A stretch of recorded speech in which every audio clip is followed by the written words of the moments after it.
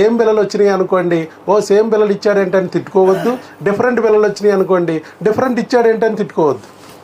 Same zero count ఉన్న వాళ్ళకి different medicine రావచ్చు. ఎందుకంటే సేమ్ జ్వరం ఉన్నవాడికి ఒక మలేరియా వచ్చింది, ఒక టైఫాయిడ్ వచ్చింది, డిఫరెంట్ మెడిసిన్ వస్తుంది. మలేరియా వాడికి మలేరియా బిల్లలు వస్తాయి, టైఫాయిడ్ వాడికి టైఫాయిడ్ బిల్లలు వస్తుంది. జ్వరం ఒకటే కానీ క్రిమి వేరు కదా. ఇక్కడ కూడా అంతే, జీరో చేసింది డిఫరెంట్ క్రిమి అయితే డిఫరెంట్ మెడిసిన్ వస్తుంది, సేమ్ క్రిమి అయితే సేమ్ మెడిసిన్ వస్తుంది. జీరో చేయడమే కాదు, పక్కన ఒవేరియన్ సిస్ట్ కలిగించింది, ట్యూబుల్ బ్లాక్ కలిగించింది అదే క్రిమి అయితే జీరో కౌంట్ వాడికి, ఒవేరియన్ సిస్ట్ వాడికి, ట్యూబుల్ బ్లాక్ వాడికి కూడా అదే మెడిసిన్ వస్తుంది. ఇప్పుడన్నా అర్థమైందా? కాబట్టి ఇది డిఫరెంట్ కాన్సెప్ట్. సో ఇది చాలా ఇంపార్టెంట్ పాయింట్, మీరు గుర్తుపెట్టుకోవాలి. తర్వాత ఇంకొకటి ఏంటంటే, ఇందాకన్నా నేను ఖచ్చితంగా మీకు ప్రెగ్నెన్సీ వచ్చి తీరిద్ది అన్నాను కదా. ఎందుకు చెప్తున్నానంటే, మీకు మిగతా డాక్టర్లందరూ కూడా ఐవీఎఫ్లో ఆపరేషన్ల మీద కాన్సన్ట్రేట్ చేశారు, కానీ ఈ క్రిములు హార్మోన్లు అనే బేసిక్ పాయింట్స్ మీద వదిలేశారు. హార్మోన్లు అయితే 7 చేస్తున్నారు, ఎంత పెద్ద డాక్టర్ అయినా. 18 ఉన్నాయి, అవి మిస్ అయ్యారు కాబట్టి అవి మనం కరెక్ట్ చేస్తాం. అందుకే మీకు ప్రెగ్నెన్సీలు వస్తాయి, అసలు కంగారు పడక్కర్లా.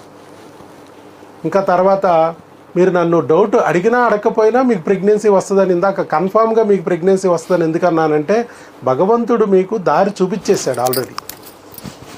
మీకు ఫ్రెండ్ ద్వారానో, స్నేహితుడి ద్వారానో, బంధువుల ద్వారానో, వీడియో ద్వారానో మీకు నా గురించి తెలియజేసి, అలాగే మీరు రాకోకుండా దెయ్యం మిమ్మల్ని అడ్డం పడుతుంటే, సందులో డాక్టర్ లేడా, గొంతులో డాక్టర్ లేడా, ఎందుకు అంత దూరం వెళ్ళాలా అని ఆపుతుంటే, ఆగనివ్వకోకుండా పిచ్చులకి దారాలు కట్టి లాక్కొచ్చినట్టు, పిచ్చుకకి దారం కట్టి లాక్కొచ్చినట్టు ఇక్కడ వరకు లాక్కొచ్చి నాకు అప్పగించాడు.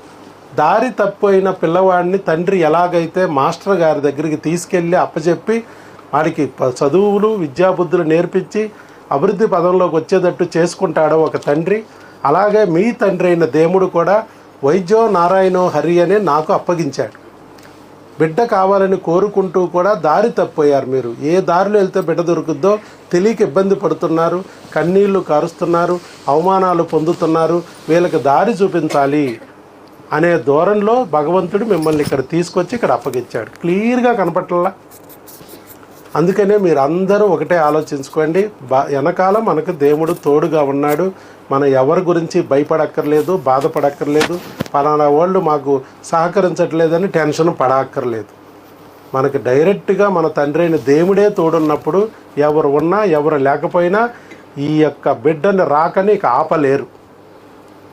2026 మీది, ఎన్నాళ్ళు అందరికి ఇచ్చారు, ఇక ఇప్పుడు మీరు తీసుకుంటారు. ఓకే, రైట్, చెప్పండి.